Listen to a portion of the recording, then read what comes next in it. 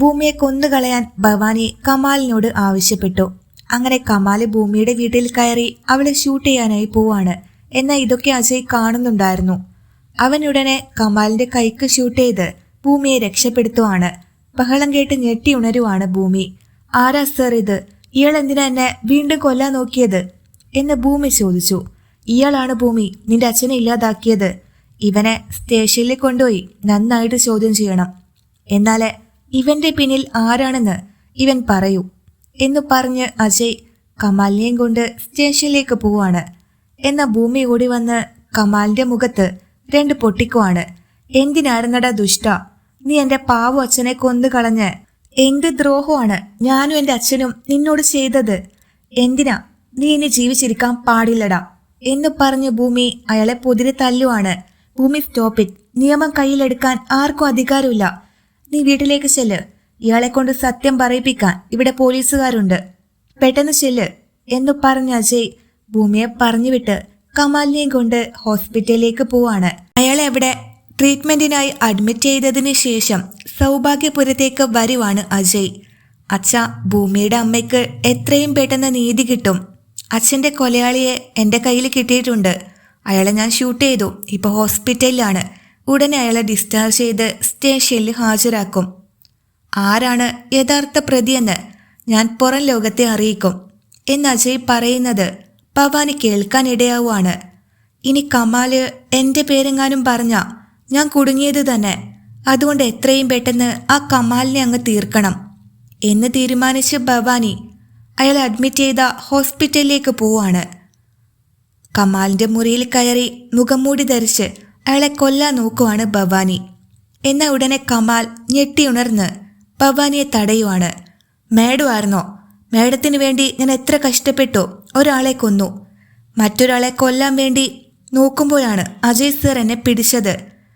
അതിനുശേഷം എനിക്കൊരു കാശും മേഡം തന്നിട്ടില്ല. എന്നാൽ പിടിക്കപ്പെട്ടപ്പോഴും മേഡത്തിൻ്റെ പേര് ഞാൻ ഇതുവരെ പോലീസുകാരോട് പറഞ്ഞില്ലല്ലോ. അതിൻ്റെ ഒരു നന്ദിയെങ്കിലും മേഡം എന്നോട് കാണിച്ചോ? ഇപ്പം എന്നെ കൊല്ലാൻ നോക്കി. ഇനി ഞാൻ മേഡത്തിനെ രക്ഷപ്പെടാൻ അനുവദിക്കില്ല. അജയ് സർ ചോദ്യം ചെയ്യാൻ വന്നാലേ ഞാൻ മേഡത്തിൻ്റെ പേര് പറയും എന്നവൻ പറഞ്ഞു.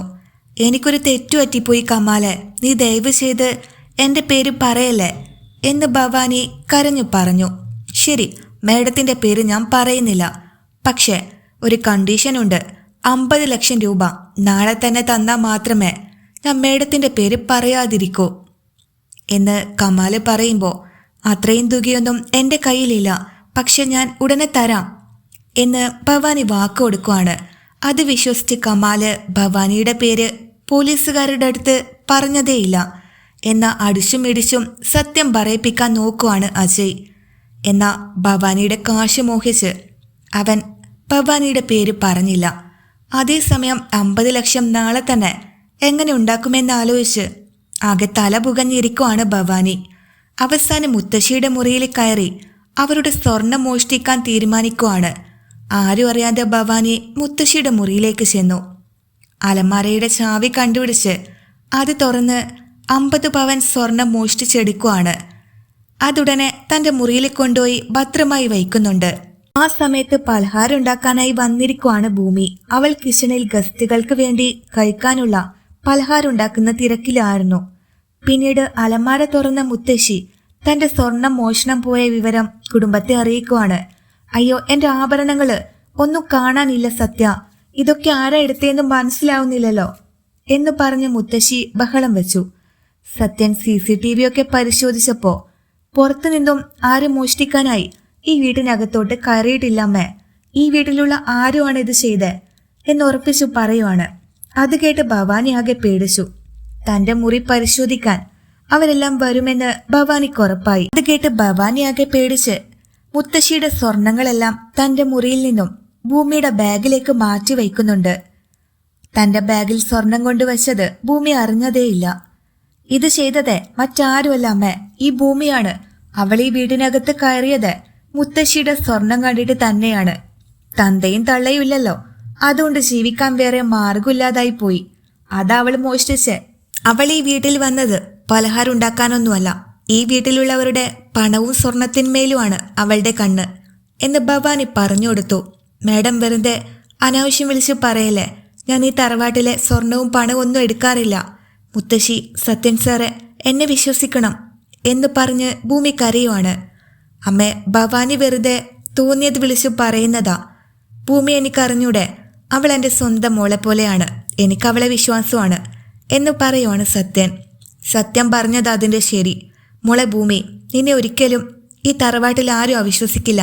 ഭവാനിയുടെ ബുദ്ധി ശരിയല്ല എന്ന് മുത്തശ്ശിയും പറഞ്ഞതോടെ ഭവാനി ഭൂമിയുടെ ബാഗ് എടുത്തുകൊണ്ട് വന്ന് അത് തുറന്ന് എല്ലാരെയും കാണിച്ചു. ദേ, ഇപ്പോൾ വിശ്വാസം വന്നില്ലേ? അവളുടെ ബാഗിനകത്ത് എന്താ ഉള്ളതെന്ന് നോക്ക്. മുത്തശ്ശിയുടെ മോഷണം പോയ മുതലായത്. എങ്ങനെ ഇത് ഇവളുടെ ബാഗിൽ വന്നു? ഇവള് കള്ളിയാണ്, പേരും കള്ളി. ഞാൻ അമ്മയോട് അന്നേ പറഞ്ഞതല്ലേ, ഇവളെ വീട്ടിൽ വിളിച്ച് കയറ്റുന്നത് ആപത്താണെന്ന്. എല്ലാവരുടെയും വിശ്വാസം പിടിച്ചു പറ്റി. അതിനുശേഷം മോഷ്ടിക്കുകയായിരുന്നു ഇവളുടെ ലക്ഷ്യം. അത് നിറവേറിയല്ലോ എന്ന് പറഞ്ഞ് ഭവാനി ആ ബാഗ് എല്ലാവർക്കും കാണിച്ചു കൊടുത്തു. മരിച്ചുപോയ അച്ഛനാണേ സത്യം. ഇങ്ങനെയൊന്നും ഞാൻ ചെയ്തിട്ടില്ല. എൻ്റെ ബാഗിനകത്ത് ഇതെങ്ങനെയാ വന്നേന്ന് എനിക്കറിയില്ല സർ. ഞാൻ കള്ളിയല്ല, എന്നെ ഒന്ന് വിശ്വസിക്ക് എന്ന് പറഞ്ഞ് സത്യന് മുന്നിൽ കൈകൂപ്പി കരയുവാണ് ഭൂമി. എന്ന ദേഷ്യം വന്ന സത്യൻ, നിന്നെ ഇനി ഞാൻ വിശ്വസിക്കില്ലടി. നിന്നെ എൻ്റെ സ്വന്തം മോളായി കണ്ട് ഞാൻ സ്നേഹിച്ചില്ലേ, അതിൻ്റെ നന്ദിയാണോ നീ ഈ കാണിച്ചത്? നിനക്ക് സ്വർണത്തിനോട് പണത്തിനോടും ആർത്തിയുണ്ടെന്ന് ഞാൻ അറിഞ്ഞില്ലല്ലോ. എൻ്റെ അഭിരാമി മോളെ പോലെ കണ്ട ഞാൻ നിന്നെ സ്നേഹിച്ചത്. എന്നാൽ നീ എന്നോട് ചെയ്തത് അതൊക്കെ മുതലെടുത്തു. എൻ്റെ വീട്ടിൽ കയറി വന്ന് മോഷ്ടിച്ചു. എന്നെ പിടിച്ച് പോലീസിൽ ഏൽപ്പിക്കേണ്ടത്. അമ്മ പറയട്ടെ എന്താ ചെയ്യേണ്ടതെന്ന്. അങ്ങനെ സത്യൻ ആവശ്യപ്പെട്ടു. ഒരിക്കൽ സത്യൻ്റെ കയ്യിൽ നിന്ന് കുറച്ച് പണം താഴെ പോയപ്പോൾ ഇവളാ അത് എൻ്റെ അടുത്ത് കൊണ്ടുവന്ന് തന്നെ. അന്നാ ഞാൻ ഇവളെ വിശ്വസിക്കാൻ തുടങ്ങിയേ. അതൊക്കെ ഇവള് മുതലെടുത്തു. ഈ വീടിനകത്ത് കയറി പറ്റാൻ വേണ്ടിയാ അവൾ ഇങ്ങനെയൊക്കെ ചെയ്തത്. ഇത്രയും വലിയ കള്ളിയാണല്ലോ ഞാൻ പാല് കൊടുത്ത് വളർത്തിയത്. ഇനി മേലിൽ ഈ തറവാടിൻ്റെ പരിസരത്ത് പോലും നിന്നെ കണ്ടേക്കരുത്. ഇവളുണ്ടാക്കുന്ന പലഹാരം എങ്ങനെ വിശ്വസിച്ച് കഴിക്കാൻ പറ്റും എന്ന് പറഞ്ഞ് മുത്തശ്ശി ഭൂമി ആട്ടിയിറക്കി വിട്ടു. ഭൂമി കരഞ്ഞുകൊണ്ട് ആ പടിയിറങ്ങി പോകുന്നത് കണ്ട് ഭവാനിക്കൊരുപാട് സന്തോഷായി. പക്ഷേ കമാലിന് കൊടുക്കാനുള്ള 50 ലക്ഷം ഉണ്ടാക്കാൻ ഭവാനിക്ക് പറ്റിയതേയില്ല. മോഷ്ടിച്ചു കൊണ്ടുപോയി കൊടുക്കാൻ ഇനി പറ്റില്ല എന്ന് മകളോട് പറയുവാണ് ഭവാനി. 2 ദിവസമായിട്ടും തൻ്റെ വീട്ടിൽ 50 ലക്ഷം രൂപ എത്തിയിട്ടില്ലെന്ന് കമാൽ അറിയുവാണ്. അവൾ എന്നെ ചതിച്ചു. അജയ് സാറിൻ്റെ തല്ലും ചവിട്ടും ഒക്കെ കൊണ്ട ഞാൻ വെറും മണ്ടൻ. ഇനി ആ വഞ്ചകിക്ക് വേണ്ടി തല്ലുകൊള്ളാൻ എന്നെ കിട്ടില്ല. പണം കാത്തിരുന്നിട്ട് ഇനി കാര്യമില്ല. വീണ്ടും ചോദ്യം ചെയ്യാനായി അജയ് വന്നപ്പോൾ ചെയ്തതെല്ലാം അയാൾ തുറന്നു പറഞ്ഞു. അച്യുതനെ ഞാനാ കൊന്നത്. എല്ലാം ഭവാനി മേഡം പറഞ്ഞിട്ടാ സർ എന്നയാൾ പറഞ്ഞത് കേട്ട് അജയ് ആകെ ഷോക്കായി. കമാലിനെ പിടിച്ചുകൊണ്ട് സൗഭാഗ്യപുരത്തേക്ക് വരുവാണ് അജയ്. ആരാ മോനെ ഇത്? എന്തിനാ ഇയാളെ ഇങ്ങോട്ട് കൊണ്ടുവന്നേ എന്ന് അമ്മ ചോദിച്ചു. ഒരു കൊലക്കേസിലെ പ്രതിയെ ഇയാള് എന്ന് അജയ് പറയുമ്പോൾ, ഇതെന്താടാ പോലീസ് സ്റ്റേഷനാണോ? നിന്റെ ചോദ്യം ചെയ്യലൊക്കെ ഇപ്പൊ വീട്ടിൽ വെച്ചായോ? ഒരു കല്യാണം നടക്കാൻ പോകുന്ന വീടാ ഇത്. അജയ്, ഇതൊന്നും ഇവിടെ വെച്ച് വേണ്ട.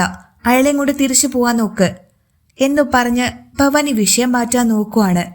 മതി ചെറിയമ്മേ, നിങ്ങളുടെ അഭിനയമൊക്കെ. എല്ലാവരുടെയും മുഖത്ത് നോക്കി പറഞ്ഞു കൊടുക്കടാ. അച്യുതനെ കൊല്ലാൻ കൊട്ടേഷൻ തന്നത് ഇവരിൽ ആരാണ്?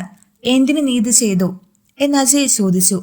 ഈ നിൽക്കുന്ന ഭവാനി മേഡം പറഞ്ഞിട്ടാ ഞാൻ കൊലപാതകം ചെയ്തത്. അതിനെനിക്ക് 25 ലക്ഷം രൂപയാ ഈ മേഡം തന്നത്. ഭൂമിയെ കൊല്ലാനും എനിക്ക് പണം ഓഫർ ചെയ്തിട്ടുണ്ട് എന്നയാൾ പറഞ്ഞു കൊടുക്കുവാണ്. എടാ നന്ദിയില്ലാത്തവനെ, അവസാനം നീ എന്നെ ഒറ്റിക്കൊടുത്തല്ലേ എന്ന് ചോദിച്ച് കമാലിനെ അടിക്കാൻ ചെല്ലുവാണ് ഭവാനി. എന്ന അജയ് അത് തടഞ്ഞു. ചെറിയമ്മ വേണ്ട, ഒന്ന് സമാധാനപ്പെടും നിങ്ങള്. അവൻ പറഞ്ഞു തുടങ്ങിയിട്ടല്ലേ ഉള്ളൂ. ഇനിയും പല സത്യങ്ങളും പുറത്തു വരാനുണ്ടല്ലോ. ബാക്കി പറഞ്ഞു കൊടുക്കടാ. ഈ മേഡം എന്തിനാ ഭൂമിയെ കൊല്ലാൻ നിനക്ക് കൊട്ടേഷൻ തന്നെ? അങ്ങനെ അജയ് പറയാൻ ആവശ്യപ്പെട്ടു.